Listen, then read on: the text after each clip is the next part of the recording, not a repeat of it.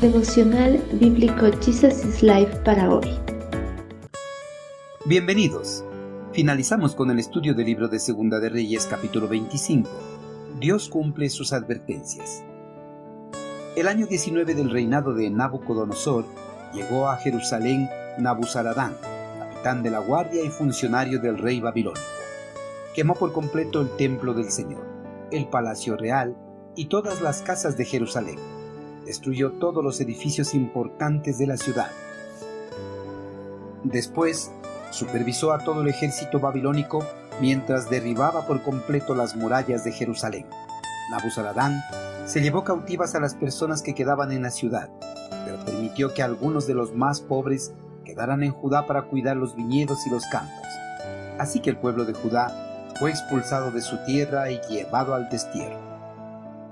El eterno Creador había detenido su juicio en contra de Judá, pero el pueblo no aprovechó esa oportunidad a pesar de haber presenciado la ira de Dios en contra de sus tribus hermanas.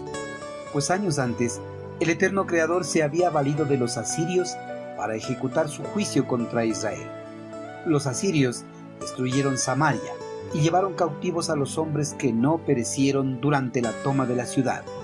Judá no atendió a las advertencias de Dios, y al igual que Israel, perseveró en su maldad. La ira de Dios estalló en contra de su pueblo rebelde.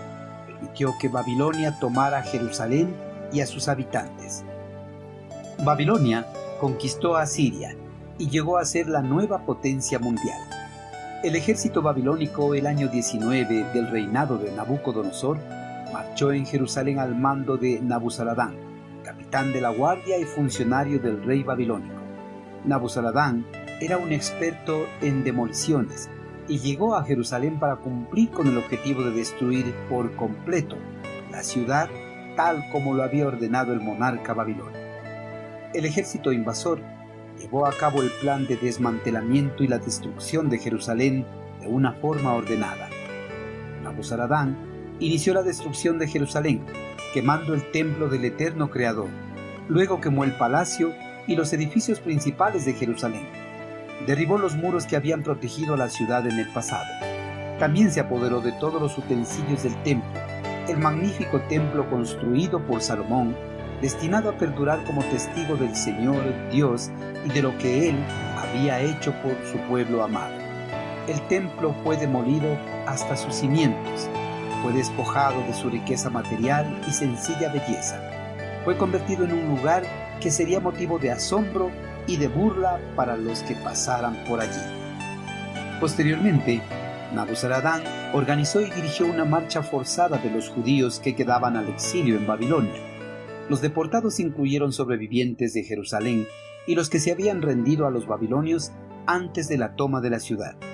Pero dejó a algunos habitantes, los más pobres, para que cuiden de las viñas y labren los campos, para garantizar así la continuidad del cultivo de la tierra y no volvieran a su estado salvaje. La destrucción final de Jerusalén tuvo lugar en el año 586 a.C., cumpliéndose de esa forma la advertencia que el eterno Creador había enviado a su pueblo. Queridos hermanos, el pueblo judío pensó que las advertencias de destrucción de la ciudad por parte del eterno Creador nunca iban a suceder, pues veían en el templo de una manera supersticiosa y pensaban que Dios nunca permitiría que su templo ni la ciudad que Él levantó fuera a ser destruido por el enemigo. Los judíos rechazaron a su Señor y Dios los rechazó a ellos. Quitó su protección a Judá y permitió que los babilonios destruyeran la ciudad, ejecutando de esa forma su juicio contra la rebeldía y el pecado. Hermanos, las advertencias de Dios son claras en contra de los que no caminan en conformidad a su voluntad, en contra de los que a pesar de haber recibido a Cristo Jesús, persisten en sus pecados. Que nadie se engañe.